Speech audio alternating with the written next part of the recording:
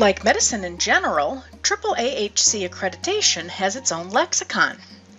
This can be a bit overwhelming when you are new to accreditation, or if you've been away from it for a while and need a basic level refresher. Let's take a few minutes now to explain the main concepts and get you off on the right foot. The AAAHC standards describe characteristics that we believe to be indicative of an accreditable ambulatory healthcare organization.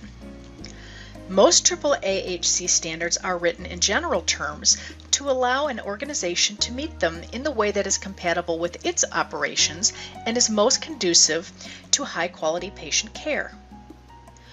Where the acceptable methods of achieving compliance with the standard are limited, the standard is written in specific terms. In either case, elements of compliance describe what a surveyor will be looking for during an on-site survey to demonstrate that you are meeting the standard. What are core chapters? These are a series of 8 chapters that apply to all organizations seeking AAAHC accreditation. AAAHC core standards are interrelated and also relate to applicable adjunct standards.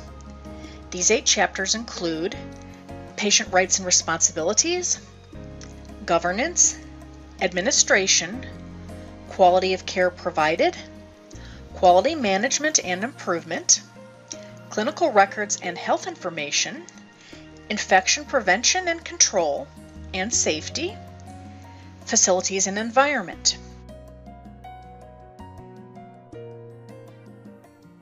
What are adjunct standards? The standards in chapters 9 and above are the adjunct standards that apply when they are relevant to the services provided by an organization. For example, immediate and urgent care centers, radiology oncology treatment centers, and occupational health centers must be in compliance with the core standards as well as with other applicable adjunct chapters for their respective care settings, such as those for pathology and medical laboratory services and diagnostic and other imaging services. Similarly, organizations providing surgical and procedural services must meet the core standards, plus the adjunct standards for anesthesia care services and surgical and related services, as well as all other relevant adjunct standards. Another example is that an endoscopy center likely will not be performing dental procedures, and so Chapter 14 on dental services would therefore not apply, as it would obviously for a dental practice. It is very important to review the introduction to each adjunct chapter to assess applicability to your organization. When in doubt, call us. ASCs seeking initial Medicare certification and those currently Medicare certified are eligible for the AAAHC Medicare Deemed Status Program to validate and recognize their achievements.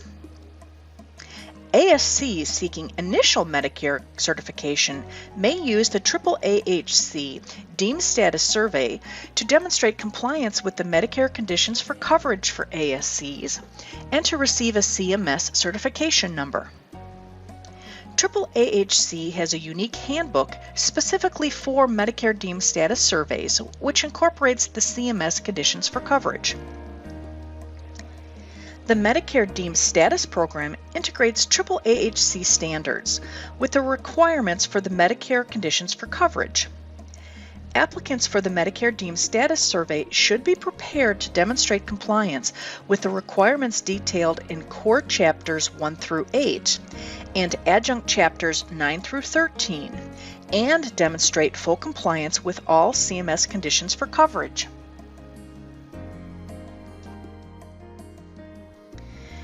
Let's talk about quality now.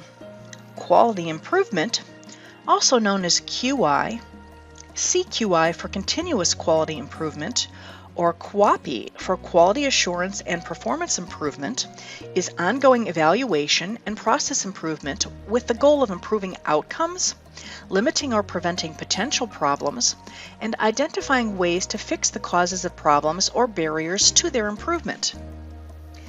These systematic, continuous actions are emphasized throughout the process of accreditation with AAAHC. To that end, an entire core chapter of standards is dedicated to the topic of quality management and improvement. And to help in this arena, AAAHC has developed Illuminating Quality Improvement, a workbook designed to shine a light on the context in which quality improvement studies are created.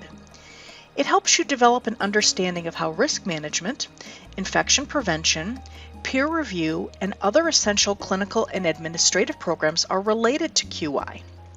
It demonstrates how to take data that you may already be collecting, identify relevant benchmarks, set goals, and through this, build a meaningful, relevant QI study and recruit quality champions within your organization.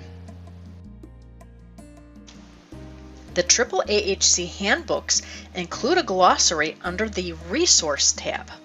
In this useful section, you will find that terms and acronyms are defined for the purposes of facilitating interpretation of the AAAHC standards. We hope this brief overview has been helpful, and we look forward to working with you through your survey process so that together we can improve healthcare quality through accreditation.